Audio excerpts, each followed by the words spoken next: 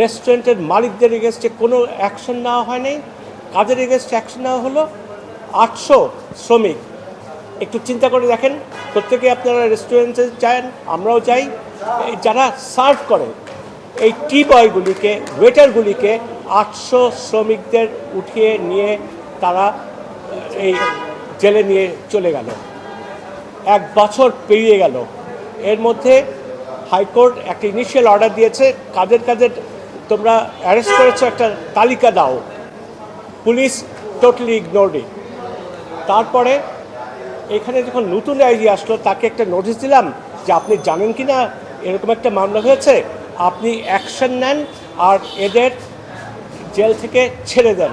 কেন ছাড়বে? বিকজ এরা সিম্পল ওয়ার্কার্স। কোর্ট তখন অর্ডার দিল, যদি কারো এগেনস্টে কোনো স্পেসিফিক কেস না থাকে ছেড়ে দেন, আর বলে দিল যে communicate this order at once, মানে এখন তোমাদের কাছে পৌঁছে যাচ্ছে জাজমেন্ট কপি, তোমরা তাদের ছেড়ে দাও। আজ পর্যন্ত তাদের ছাড়ে নাই। সেপ্টেম্বর মাসে তাদের এগেনস্টে জাজমেন্ট দিয়ে দেওয়া হয়েছে, কমপ্লাই করে নাই। এই আইজিগুলি নিজেদের খুব পাওয়ারফুলভাবে আর কোর্টেও মানে ডিসরিগার্ড করে। কি করেছে তারা? একটা লিস্ট পাঠিয়ে দিয়েছে আমার কাছে যে 79% ওদের আমরা রিলিজ করে দিচ্ছি পেনাল্টি রিসিভ করার পরে। তাদের কাছে পেনাল্টি রিসিভ করবা? তারা কি অন্যায় করেছে?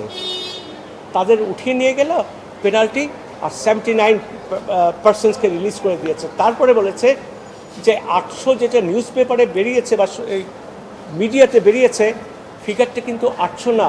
তাহলে তোমরা বলো 800 না তো কত?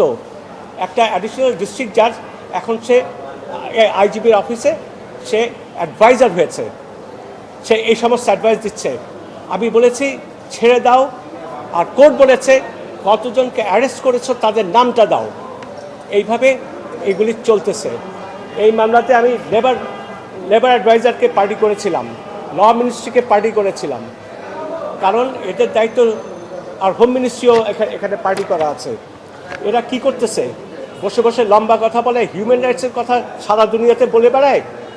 আমাদের দেশে হিউম্যান রাইটস এস্টাবলিশ করতেছে, আমি ওদেরও দেখে নেব। একদম ব্লান্ট ওয়ার্নিং।